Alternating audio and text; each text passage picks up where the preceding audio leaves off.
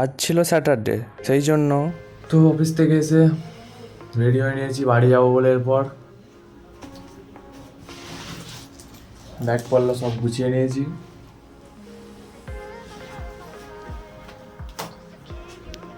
এরপর বেরিয়ে যাবো, তারপর তোমাদের সঙ্গে দেখা হচ্ছে ঘর যাওয়ার পথে। তো রুম থেকে বেরিয়ে সোজা চলে এলাম শ্রীরামপুর স্টেশন। সেখানে এসে কিছুক্ষণ দাঁড়িয়েছিলাম, ট্রেনের অপেক্ষা করছিলাম।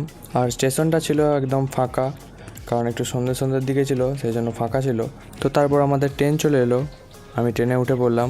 সিট ফাঁকা ছিল, ট্রেনটা একটু খালি খালি ছিল, সেই জন্য সিট পেয়েছিলাম, সেই জন্য বসে পড়েছিলাম। তো তারপর আরামবাগ স্টেশনে নেমে পড়লাম। সন্ধে হয়ে গেছিলো অনেকটা। তারপর আমার পার্টনার আমাকে আনতে এসেছিলো বাইকে করে, যে আমাকে ভোরবেলা নামাতে যায়, আমার বন্ধু।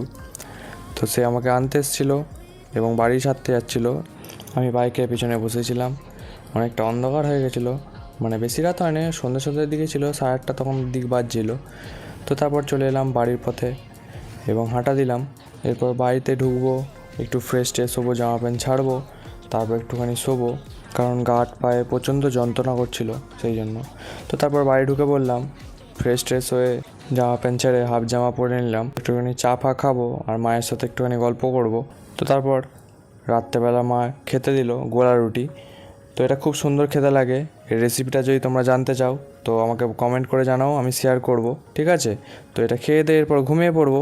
দেখা হবে তোমার সাথে আবার কালকে। বাই বাই সবাইকে।